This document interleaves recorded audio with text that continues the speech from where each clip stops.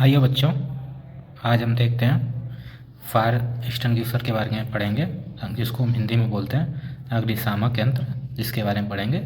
इससे सेफ्टी से related point है। इससे हर एग्जाम में 2-4 नंबर के क्वेश्चन पूछ लिए जाते हैं। 2-4 नंबर के हर क्वेश्चन में पूछ लिए जाते हैं क्वेश्चन।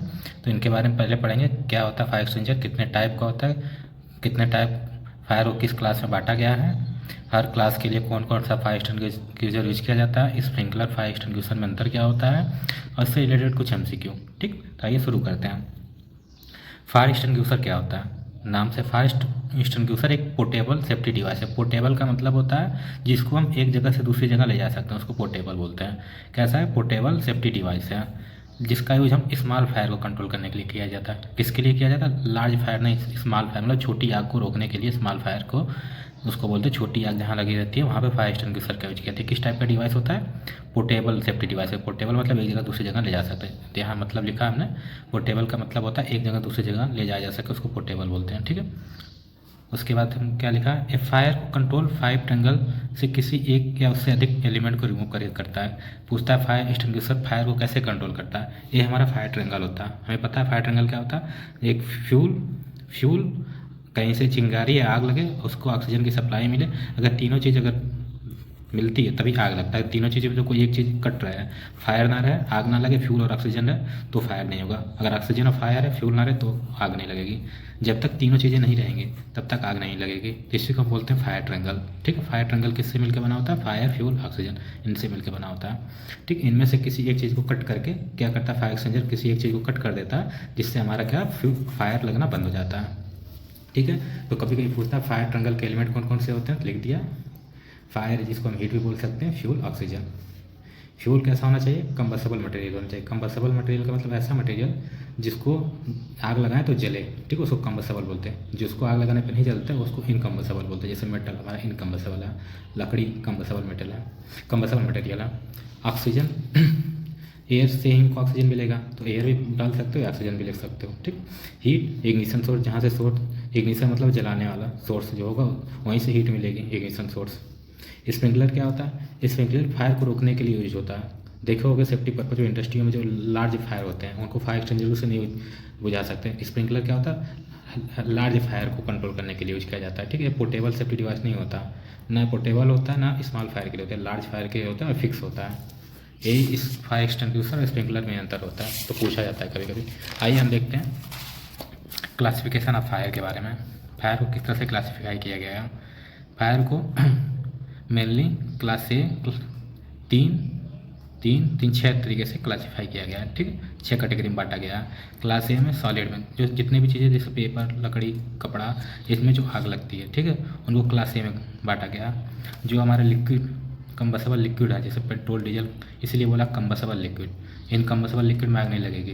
तो पूछता है, वो देता है ऑप्शन में क्लास बी में किस टाइप के लिक्विड में आग लगती है, कंबस्टेबल की इनकम्बस्टेबल। तो कंबस्टेबल मतलब जिसमें जलने पे आग लगे। ठीक, तो कंबस्टेबल लिक्विड जैसे पेट्रोल, डीजल ये क्लास बी में आते हैं। जितने भी लिक्विड टाइप के होते हैं और जितने सॉलिड टाइप के होते हैं क्लास ए में आते हैं। गैसों में जैसे सीएनजी हो गया, एलपीजी हो गया, अगर गैस में आग लगती है तो उसको क्लास सी में आता है। मेटल में क्लास टी में आते हैं। मेटल जैसे सोडियम, पोटेशियम, मैग्नीशियम, ऐसे मेटल होते हैं जिन पे आग लगने के चांस होते हैं। हर मेटल पे नहीं लगते, कुछ मेटल होते हैं जिन पे आग लगते हैं, उनको क्लास टी में। क्लास सी में इलेक्ट्रिकल वायर में शॉर्ट सर्किट जो होती है, ठीक है, मोटर में आग लगा, पैनल में आग लगा, वीयरिंग में आग लगा, वो जो आग लगती है उसको हम क्लास सी में, इसको इलेक्ट्रिक वायर में क्लासीफाई किया गया था। क्लास के या एक बोल सकते हैं क्लास एफ, कभी कभी क्लास एफ बोलता है, कभी कभी क्लास के बोलता है, दोनों बोल सकते हैं। तो घरों में जो ऑयल होता है जब खाना बनाते हैं उसमें जो आग लगती है उसको हम कुकिंग ऑयल बोलते हैं। ठीक है, किचन में जब आग लगती है उसको क्लास के, क्लास के में बांटा गया। ये भी पूछा जाता है क्वेश्चन कि किस सॉलिड में जो आग लगती है किस टाइप में आता है, क्लास ए, क्लास बी। ठीक है, कभी कभी पूछा है क्लास ए में कौन आता है, लिक्विड आता है, सॉलिड आता है, उल्टा इधर से उधर या उधर से उधर करके पूछ सकता है, तो आपको पता होना चाहिए। आइए, फायर एक्सटिंग्विशर में जब भी देखोगे तो उसके ऊपर लिखा होता है कि किस टाइप का फायर एक्सटिंग्विशर है, उसकी कोडिंग। ठीक है, उस पर पास लिखा होता है। पास टेक्निक का यूज करके फायर एक्सटिंग्विशर को चलाते हैं। पास टेक्निक का मतलब होता है फायर एक्सटिंग्विशर में पहले एक सेफ्टी पिन लगी होती है, उसको हम पुल मतलब खींचते हैं, बाहर की ओर निकालते हैं। फिर हम ये मतलब होता है aim to base of fire, जिधर आग लगी है उधर की ओर निशाना लगाते हैं। ठीक है, उसके बाद क्या करते हैं स्क्वीज हैंडल। स्क्वीज हैंडल मतलब क्या करते हैं, हैंडल को हम क्या करते हैं, उसके पास एक बटन होती है ऐसे, करने वाली, इसको फिर हम दबाते हैं, इसको स्क्वीज बोलते हैं। Sweep side to side, sweep का मतलब होता है झाड़ू लगाना, जहाँ आग लग रही थी उसके साइड साइड ऐसे ऐसे हम उसके ऊपर से छिड़काव करते हैं, उसको बोलते हैं स्वीप। तो पास टेक्निक का यूज करके हम फायर एक्सटिंग्विशर चलाते हैं। तो पी का मतलब पुल, ए का मतलब एम, एस का मतलब स्क्वीज, एस का मतलब स्वीप। ठीक है, ये पूछा जाता है, कभी कभी फुल फॉर्म पूछता है। आइए फायर एक्सटिंग्विशर के कितने टाइप होते हैं उनके बारे में पढ़ते हैं। वाटर टाइप फायर एक्सटिंग्विशर होता है, मतलब इसमें वाटर टाइप फायर एक्सटिंग्विशर होता है, जिसमें क्या होता है कि वाटर भरा होता है। ठीक है, इस एक्सटिंग्विशर में इसका यूज कहाँ पे करते हैं, जहाँ पे भी सॉलिड में अगर फायर होता है वहाँ पे वाटर टाइप का एक्सटिंग्विशर यूज करते हैं। इसके ऊपर क्या होता है, कलर, रेड रंग का कलर कोडिंग होता है, रेड रंग में लिखा होता है वाटर टाइप में। ठीक, रेड रंग का कलर होता है। पूछता है फायर टाइप के एक्सटिंग्विशर की कलर की कोडिंग किससे की जाती है, तो रेड रंग से की जाती है। ठीक, एक बार किस प्रिंसिपल पे काम करता है, कूलिंग प्रिंसिपल पे। कूलिंग प्रिंसिपल का मतलब कि ठंडा करके, जहाँ आग लगी रहती है, जैसे लकड़ी पे आग लगी है उस पर हम पानी डालते हैं तो क्या होता है, पानी क्या करता है, ठंडे की वजह से आग को बुझा देता है। तो वर्क किस पे करता है, बाई कूलिंग। यूज किया जाता है क्लास ए टाइप के फायर के लिए, नॉट यूज किया जाता है इलेक्ट्रिकल आयल फायर में, इसका यूज नहीं कर सकते। क्यों नहीं कर सकते, इलेक्ट्रिकल फायर अगर वहाँ आग लगाओ, जैसे 60 के घरों में आग से अगर पानी का छिड़काव करें, पानी मारोगे तो क्या होगा, करंट लग जाएगा उल्टा। ठीक है क्योंकि उसमें इलेक्ट्रिसिटी पास होती है, क्योंकि वो साल्ट कंटेन वाटर होता है, इसीलिए इलेक्ट्रिसिटी पास होती है। ठीक है, और जो हैवी वाटर होते हैं उनमें इलेक्ट्रिसिटी पास नहीं होती। आयल फायर में यहाँ पे यूज नहीं कर सकते।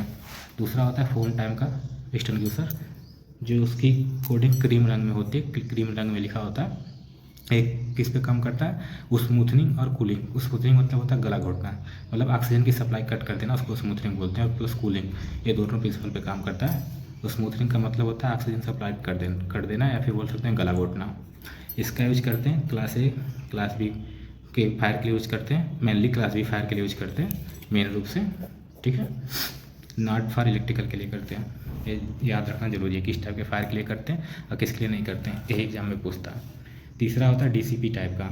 डीसीपी का फुल फॉर्म पूछ देता है, वो होता है डी मतलब ड्राई, सी मतलब केमिकल, बी मतलब पाउडर, ड्राई केमिकल पाउडर। ठीक है, ये ब्लू कलर की कोडिंग होती है, नीले रंग की कोडिंग होती है। ठीक है, एक किस प्रिंसिपल पे काम करता है, चेन रिएक्शन को ब्रेक कर देता है। किस पे काम करता है, आग का जो रिएक्शन लगा होता है फ्यूल और ऑक्सीजन के बीच में, जो ऑक्सीजन और फ्यूल की सप्लाई को जो बीच से कट देता है, उसके रिएक्शन को तोड़ देता है, उसी को बोलते हैं चेन रिएक्शन। ठीक है, उस पर काम करता है। किसके लिए यूज किया जाता है, ABC ई टाइप के फायर के लिए यूज किया जाता है। क्लास ए वाले फायर में, मतलब सॉलिड लिक्विड गैस हो गया, आपका इलेक्ट्रिकल फायर हो गया, वहाँ पे यूज किया जाता है। कहाँ पे यूज नहीं करते हैं, मेटल के जो फायर होते हैं वहाँ पे यूज नहीं करते क्लास्टिंग।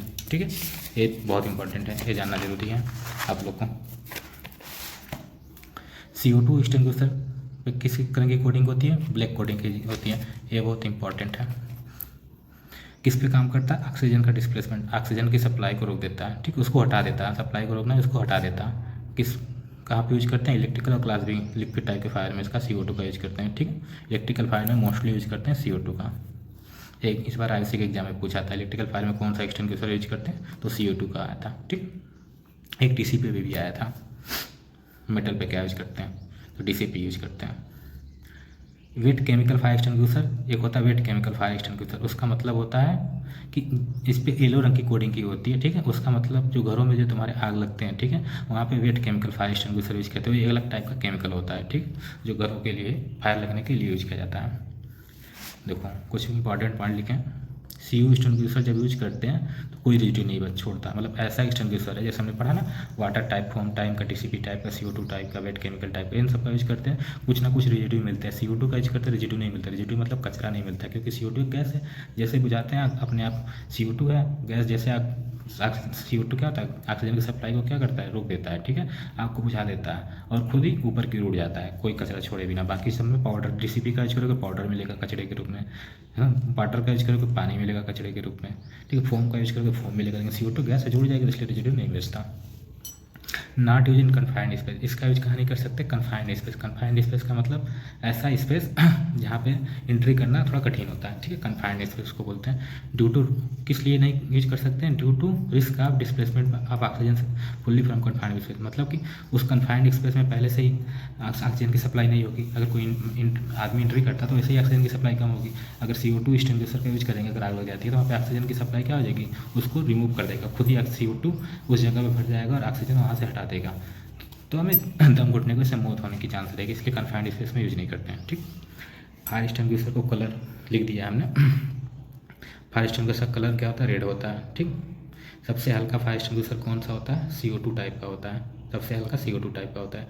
सबसे ज़्यादा यूज कौन किया जाता है? DCP टाइप का सबसे ज़्यादा यूज किया जाता है। ठीक, DCP टाइप 2 टाइप का होता है, ये बहुत इंपॉर्टेंट है। 2 टाइप का होता है, एक ABC टाइप का होता है, एक BC टाइप का।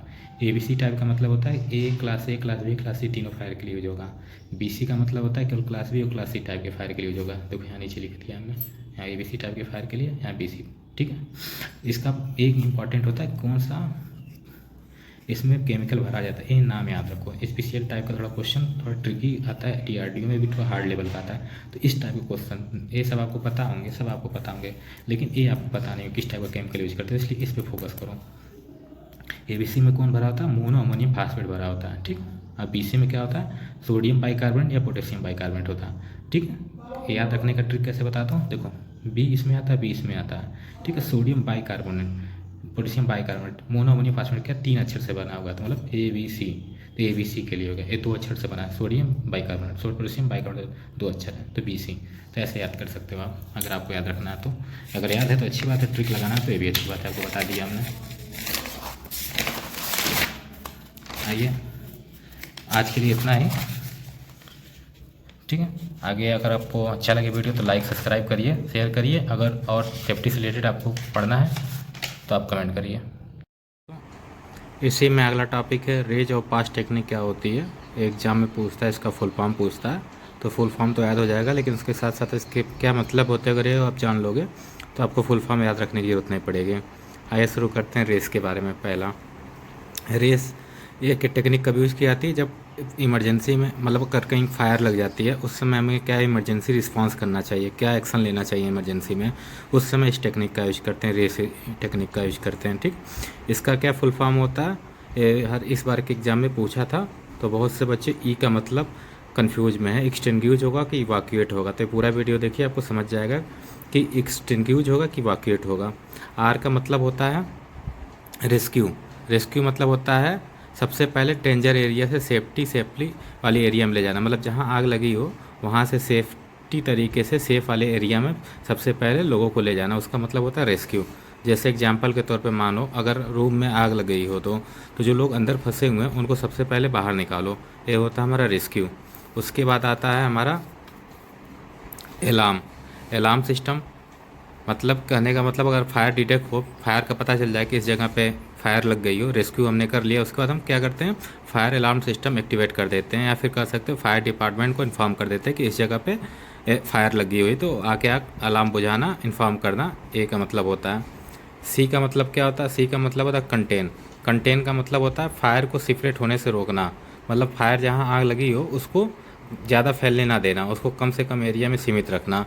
जैसे एग्जाम्पल के तौर पे अगर रूम में आग लगी हो तो क्या करो, अगर विंडे उसके दरवाजे वेंटिलेशन खुले होंगे तो क्या होगा, आग बाहर की ओर स्प्रेड करेगी, तो उसको ऐसा ना हो तो उसके लिए हम क्या करते हैं, अगर रूम में आग लगी हो तो एग्जांपल के तौर पे बता रहे हैं आपको, तो रूम का विंडो हो गया, वेंटिलेशन है उसको क्लोज कर दो, बाद में फिर मेन डोर बंद कर दो, तो हमारा आग क्या होगी, एक ही जगह सीमित रहेगी। ऐसा क्यों?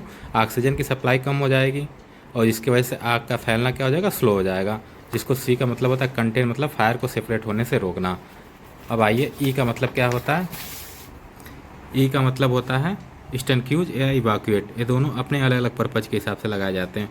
एक्सटिंग्विश का मतलब होता है अगर आग हमारा कम एरिया में लगे, मतलब फायर स्मॉल हो, तो उस समय एक्सटिंग्विश का यूज करते हैं। अगर हमें आग बुझाने से आउट ऑफ कंट्रोल है, मतलब उसको बुझा नहीं सकते, कह सकते हो बड़ी एरिया में लगी हो, बड़े क्षेत्र में लगी हो, बड़ी आग लगी हो, तो उस समय क्या करते हैं, एक्सटिंग्विश नहीं करते, फायर एक्सटिंग्विशर का यूज नहीं करते, जबकि वहाँ से हम क्या करते हैं, भागते हैं। इवाक्यूएट मतलब होता है बाहर निकलना। ठीक है, अगर फायर बड़ी हो तो इवाक्यूएट करो, अगर छोटी हो तो बुझाओ। इन वन लाइन में कह सकते हो रेस का full form rescue, alarm, contain, extinguish. यहाँ देखिए मैंने पास टेक्निक, रेस टेक्निक का फुल फॉर्म लिखा। पास का पी का मतलब होता है पुल, मतलब पुल करना। ए का मतलब एम, निशाना लगाना। स्क्यूज मतलब होता है दबाना। स्वीप मतलब होता है झाड़ू की तरफ फैलाना। ठीक है, और रेस का होता है, आर का मतलब होता है रेस्क्यू, मतलब बचाव करना। ए का मतलब अलार्म। सी मतलब कंटेन, मतलब आग को कम से कम एरिया में सीमित रखना। एक्सटिंग्विश जो स्टैंडर्ड में स्टैंडर्ड होता है, जब फुल फॉर्म पूछा जाता है तो ई का मतलब वहाँ एक्सटिंग्विश होता है। अगर आपको आगे उसने लिखा हो कि फायर बड़ी हो तो वहाँ इवाक्यूएट लिखो, अगर कुछ नहीं लिखा हो तो समझो एक्सटिंग्विश इसका मतलब है। एक एग्जाम में, आवश्यक एग्जाम में वाला पूछा था इसका फुल फॉर्म क्या हुआ था, तो वहाँ 2 ऑप्शन दिए थे, 3 ऑप्शन तो थे ही, चौथा ऑप्शन था एक्सटिंग्विश होगा कि इवाक्यूएट होगा। तो बहुत से बच्चे इवाक्यूएट मारे हैं और बहुत से बच्चे एक्सटिंग्विश मारे हैं। तो जहाँ तक मेरा चांस है कि एक्सटिंग्विश सही ऑप्शन सही होगा। ये था हमारा सेफ्टी से रिलेटेड फायर एक्सटिंग्विशर से सारे टॉपिक। ठीक है, अगर आपको कुछ डाउट हो तो आप कमेंट करो।